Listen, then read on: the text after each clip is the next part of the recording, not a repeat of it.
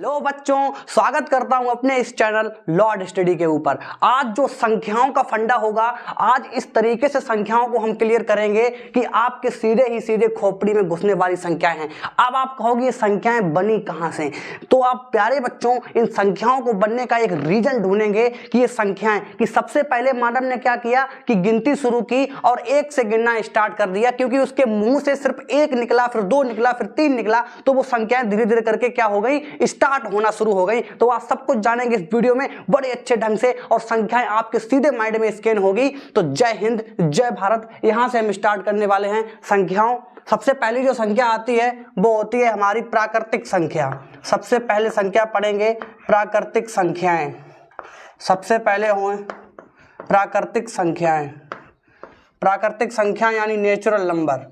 प्राकृतिक संख्याएं यानी नेचुरल नंबर।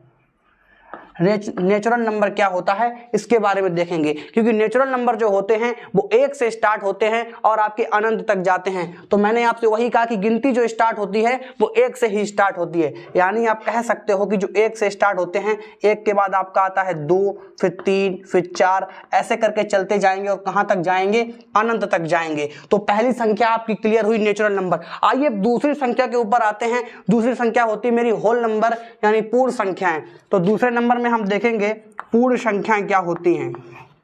पूर्ण संख्याएं, पूर्ण संख्याएं क्या होती हैं, पूर्ण संख्याओं के बारे में जानेंगे। यानी आप कह सकते हो इसको होल नंबर। इसको क्या बोल सकते हो, होल नंबर बोल सकते हो। होल नंबर यानी आपको बोल सकते हो पूर्ण संख्या, इसको कह सकते हो। ये देखिए आपकी जीरो से स्टार्ट होती है और 1 2 3 4 5 6 और इस तरीके से अनंत तक यानी डॉट डॉट डॉट आप बोल सकते हो। जीरो से स्टार्ट हुई। अब यहाँ पर सबसे अच्छा एक फंडा, यहाँ पर एक फंडा बनने वाला है कि जीरो से स्टार्ट हुई, फिर इसके बाद में यहाँ से 1 से स्टार्ट हुई। तो जीरो से स्टार्ट हुई तो कहने का मतलब देखिए इसके आगे आने वाली संख्याएं, जितनी भी संख्याएं, सब कौन सी संख्याएं हैं, प्राकृतिक संख्या यानी नेचुरल नंबर है। यानी आप कह सकते हो कि जितने भी होल नंबर होते हैं वो सारे क्या होते हैं, नेचुरल नंबर होते हैं। लेकिन सारे नेचुरल नंबर होल नंबर नहीं हो सकते। बात समझना दोबारा से, क्योंकि यहां से देखिएगा ये सब संख्याएं कैसी हैं, नेचुरल नंबर, जो कि मैंने यहां पर लिखी है नेचुरल नंबर। तो आप कह सकते हो कि जो आपकी ये पूर्ण संख्याएं जो होती हैं यानी जो होल नंबर्स होते हैं वो सारे आपके कौन से नंबर होते हैं, प्राकृतिक नंबर। लेकिन प्राकृतिक जो संख्याएं होती हैं वो पूर्ण संख्याएं नहीं हो सकती। Is the very important fact कि यहां पर आप समझ सकते हो कि पूर्ण संख्याएं यानी होल नंबर नेचुरल नंबर होते हैं, लेकिन नेचुरल नंबर होल नंबर नहीं हो सकते। ये पॉइंट याद रखना। अगला देखिएगा, अगला बेहतरीन टॉपिक के साथ में आगे बढ़ते हैं। अगला पॉइंट आप समझने की कोशिश करना यहां पर मेरे साथ। तो अगला पॉइंट क्या होगा, अगला जो पॉइंट होगा बड़ा ही इंपॉर्टेंट होगा। वो पॉइंट आपका होने वाला है इंटीजर्स के बारे में। इंटीजर्स के बारे में तो यहां पर देखिए तीसरा आपका होगा इंटीजर्स, जिसको आप बोलते हो पूर्णांक। क्या बोलते हो, पूर्णांक बोलते हो। पूर्णांक यानी इंटीजर, पूर्णांक यानी इंटीजर्स बोलते हो। इसके बारे में समझने की कोशिश करना। तो यहाँ पर देखो इंटीजर में क्या होता है, जीरो। जीरो कहाँ पे चालू होता है, होल नंबर होता है जीरो। फिर इसके बाद में आपका 1 आएगा, 2 आएगा, 3 आएगा, इस तरीके से डॉट डॉट डॉट करते हुए यहाँ पर हम चलेंगे। पर यहाँ पर देखो इसमें माइनस की भी संख्याएं आती हैं, माइनस का 2 और माइनस का 3 और इस तरीके से डॉट डॉट डॉट, और यहाँ पर आप इस तरीके से इसको लिख सकते हो। ये संख्या है आपकी। तो यहां पर देखिए, यहां पर भी एक आपका इंपॉर्टेंट फैक्ट बनने वाला है। यहां पर भी इंपॉर्टेंट फैक्ट आपका बनेगा।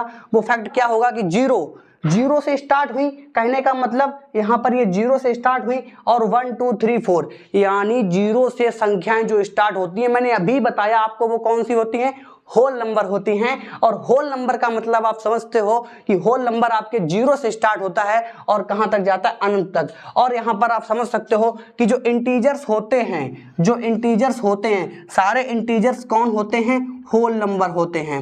सारे इंटीजर्स कौन होते हैं, होल नंबर होते हैं। ये पॉइंट आपको याद रखना है। लेकिन आप ये जितने भी होल नंबर होते हैं वो इंटीजर्स नहीं हो सकते, लेकिन इंटीजर्स होल नंबर हो सकते हैं। ये पॉइंट आपको याद रखना है। अगला देखिएगा आपके लिए बहुत ही इंपॉर्टेंट फैक्ट होगा।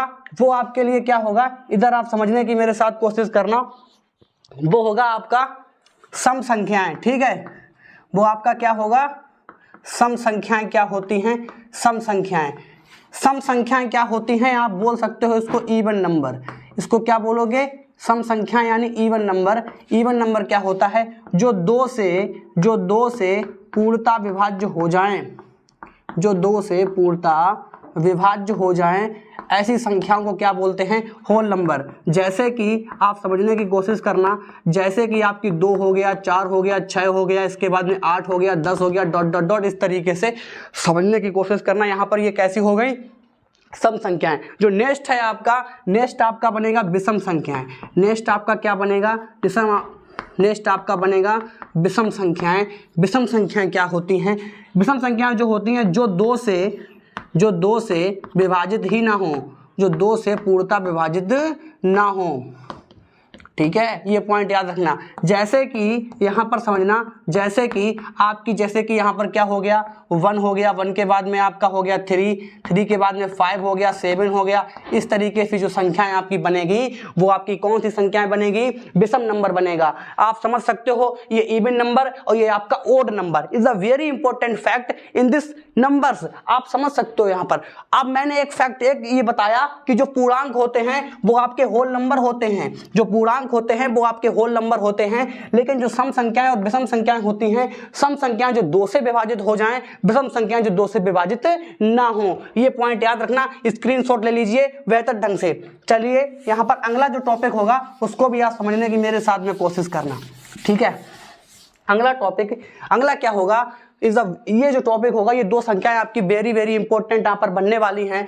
एक आपका यहाँ पर लास्ट जो नेक्स्ट होगा, नेक्स्ट आपका क्या होगा? नेक्स्ट आपका होगा अभाज्य संख्याएं। अभाज्य संख्याएं क्या होगा? अभाज्य संख्याएं होगा। अभाज्य संख्याएं यहाँ पर समझने की कोशिश करना क्या होती हैं। अब इसको थोड़ा सा समझने की कोशिश करना, क्योंकि ये इसमें बच्चे क्या होते हैं, एकदम से अटक जाते हैं, नहीं इंपॉर्टेंट, अटकना फटकना ये सब हो जाता है ना, तो वो पॉइंट यहाँ पर समझने की कोशिश करना। और यहाँ पर चलिए मैं स्टार्ट करता हूं। अभाज्य संख्याएं क्या होती हैं? अभाज्य संख्याएं देखिए, अभाज्य संख्याएं वो होती हैं जिसके सिर्फ और सिर्फ 2 ही गुणनखंड हो, 2 से ज्यादा है ना हो। बस एक पॉइंट याद रखना है, बस दुनियादारी पूरी खत्म, हर एक चीज को भूल जाओ, हर एक चीज को समाप्त कर दो। ओनली बस एक ही चीज याद रखो कि अभाज्य संख्याएं वही संख्याएं होती हैं जिस संख्या के सिर्फ और सिर्फ 2 ही गुणनखंड हो। कितने गुणनखंड हो? Only 2, only 2, only 2। हमारे साथ याद करो, कितने गुणनखंड हो? ओनली 2 ही गुणनखंड हो। उन संख्याओं को क्या बोलते हैं? अभाज्य संख्याएं बोलते हैं। चलिए बेहतर ढंग से शुरुआत करते हैं। जैसे कि पहले नंबर, आप 1 को लिख के देखो, एग्जाम्पल के तौर पे मैं समझाने की कोशिश कर रहा हूं। आप 1 को लिख के देखो, 1 का फैक्टर करोगे, गुणनखंड करोगे, तो 1 तो 1 के ही पाड़ा में आएगा। फिर तो ये दुनिया में किसी के पहाड़े में नहीं आ सकता। 1 ओनली 1 के ही पहाड़े में आएगा, बाकी ये किसी के पहाड़े में नहीं आ सकता। तो कहने का मतलब इसका तो 1 ही गुणनखंड हुआ। इसका कितना गुणनखंड हुआ? ओनली 1 गुणनखंड हुआ। तो आप कह सकते हो ये अभाज्य नहीं हो सकता। मैंने कहा था कि यहाँ पर अभाज्य संख्याएं कौन सी होती हैं? जिसके 2 गुणनखंड हो। आप यहाँ पर देखिए, 1 तो नहीं होगा, 1 नहीं होगा। दूसरा एग्जाम्पल देखो, दूसरा हमने लिखा 2 1 के पाड़े में आता है और 2 आपका 2 के पाड़े में भी आता है। तो इसके कितने गुणनखंड हो गए? इसके आपके 2 गुणनखंड हो गए। इसके कितने गुणनखंड हो गए? 2 गुणनखंड हो गए। तो ये जो 2 होगा ये आपका 2 ही गुणनखंड होंगे, 2 से ज्यादा नहीं होंगे। 2 के 2 ही तो गुणनखंड हो गए। 1 तो 1 के पाड़ा में 2 आ जाएगा, 1 आपका 2 के पाड़ा में 2 आ जाएगा। हुई ना इंटरेस्टिंग बात? क्योंकि यहां पर सिर्फ और सिर्फ 2 ही गुणनखंड हो रहे हैं और मैंने कहा जिसके 2 गुणनखंड वो कौन सा होगा? अभाज्य संख्याएं होंगी। अगला देखिए, हमने लिखा यहां पर 3, हमने 3 लिखा। 3 1 के पाड़े में भी आता है, 3 आपका 3 के पहाड़े में भी आता है, बाकी फिर किसी में नहीं आता है। तो इसके भी कितने गुणनखंड हो गए? 2 गुणनखंड हो गए। तो ये भी कैसी संख्या हो गई? अभाज्य संख्या हो गई। थर्ड देखिएगा, हमने एक लिखा यहाँ पर 4।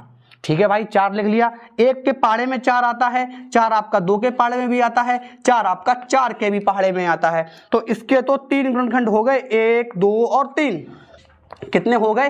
3। और मैंने कहा कि वही संख्याएं यहां पर ली जाएंगी जिसके 2 गुणनखंड हो। इसके तो 3 हो गए, तो 4 जो संख्या होगी वो आपकी अभाज्य नहीं होगी। ये पॉइंट याद रखना। अगला देखो, तो यहां पर समझने की मेरे साथ में कोशिश करो। तो ये जो 4 होगा ये आपकी अभाज्य नहीं होगा। तो एग्जाम्पल में अपने हिसाब से देख लेना। मैं यहां पर लिखा देता हूं। सबसे पहले आपका 2 से शुरुआत होगी, 2 हो जाएगा, 2 के बाद में 3 होगा, 3 के बाद में 5 होगा, 5 के बाद में 7 होगा, 7 के बाद में आपका 11 होगा, 11 के बाद बाद में आपका 13 होगा। इस तरीके से डॉट डॉट डॉट करते हुए चलिएगा। यहाँ पर आपकी कैसी संख्या हो जाएंगी, अभाज्य संख्या, जिनके सिर्फ और सिर्फ आपके दो ही गुणनखंड होते हैं, दो ही फैक्टर होते हैं, उनको बोलते हैं अभाज्य संख्या। ठीक है, अगली जो संख्या होगी इसकी आप स्क्रीनशॉट ले लें, इसके बाद में आगे की जो है कहानी की शुरुआत करता हूं। तो यहाँ पर अगली जो संख्या आपकी बनने वाली है वो संख्या आपकी बनने वाली है अभाज्य संख्या। क्या बनने वाली है गुरुजी? अभाज्य संख्या बनने वाली है। क्या होगा अगला जो टॉपिक होगा, अगला जो होगा वो हमारा होगा अभाज्य संख्याएं। क्या होगा? अभाज्य संख्याएं होंगी। अभाज्य संख्याएं क्या होती हैं?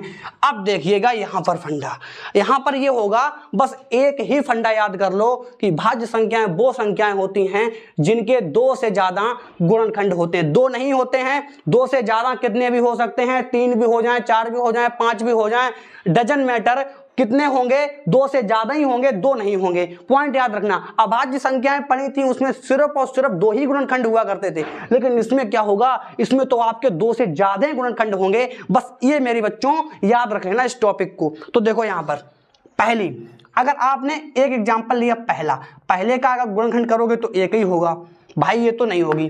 दूसरा देखो हमने दो लिया, दो का अपने दो एक के पाड़े में आता है, दो दो के पाड़े में होता है, तो दो के अलावा तो हम नहीं कह सकते, दो के अलावा जो होगा वो गुणनखंड नहीं होगा इसका। तो यहाँ पर तो दो ही फैक्टर बन रहे हैं।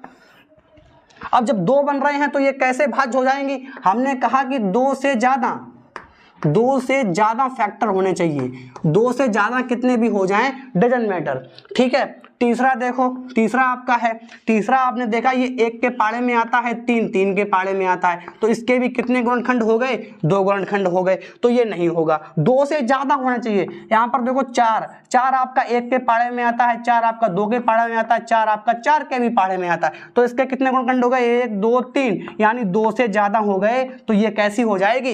ये जो संख्या होगी ये आपकी भाज्य संख्या हो जाएगी, भाज्य संख्या हो जाएगी, जिसके दो से ज्यादा गुणनखंड हो जाएंगे वो आपकी कैसी हो जाएगी? भाज्य संख्या हो जाएगी। ठीक है, अगला देखो यहां पर थोड़े एग्जांपल में लेके और बता देता हूं।